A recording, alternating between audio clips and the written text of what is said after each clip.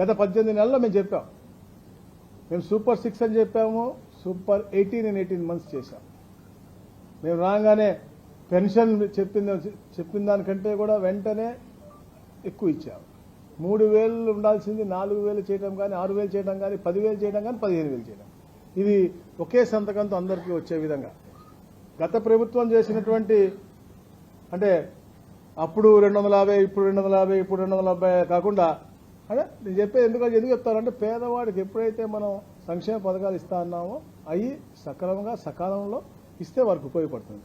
స్త్రీ శక్తి అని పెట్టి చెప్పాం, ఎన్నో కార్యక్రమాలు చేశాం. దీపం 2 అవ్వచ్చు, అలాగే మౌజం ఇమాములకు గతంలో ఇచ్చేవాళ్ళం కూడా, పాస్టర్లకు, అయ్యవార్లకు అందరికి కూడా ఇవ్వడం జరుగుతూ ఉంది. అలాగే ముఖ్యంగా ఇది మత్స్యకార భరోసా అవ్వచ్చు, చేనేతలకు అవ్వచ్చు, అలాగే జూనియర్ లాయర్లకు అవ్వచ్చు, ఇవన్నీ కూడా ఎన్నో కార్యక్రమాలు చేశాం. మరి ముఖ్యంగా ఏదైతే తల్లికి వందనం ఉందో, ఎంతమంది పిల్లలు ఉంటే అంతమందికి ఇచ్చే విధంగా, ఒక కుటుంబంలో 5 ఉన్నా కూడా వారికి కూడా 65,000 రూపాయలు వచ్చే విధంగా ఈ కార్యక్రమం, అంటే చరిత్రలో ఎప్పుడు ఊహించలేదు. అందరూ కూడా ఎంతమంది పిల్లలు ఉంటే అంతమందికి ఇస్తారన్నారు, కానీ తప్పకుండా ఇవ్వాలి అని చెప్పే లక్ష్యంతో ఆ కార్యక్రమం చేశాం. మెగా డిఎస్సి అదొక చరిత్ర.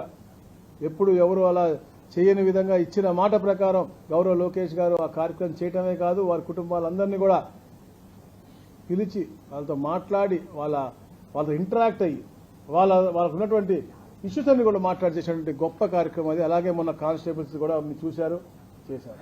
మరి ముఖ్యంగా విద్యుత్ రంగం కూడా మనం చూస్తూ ఉన్నాం.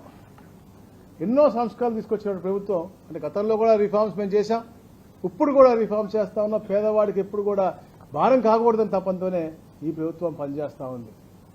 గత పాలకులు చేసిన పాపాలకి ఈ ట్రూ అప్ ఛార్జెస్ అన్ని కూడా పేదవాడికి నడ్డి విరిగేలాగా ఉండింది. కానీ మొట్టమొదటిసారి చరిత్రలో ట్రూ డౌన్ చేసినటువంటి చరిత్ర ఈ యొక్క కూటమి ప్రభుత్వాన్ని 13 పైసలు తగ్గించినటువంటి పరిస్థితి.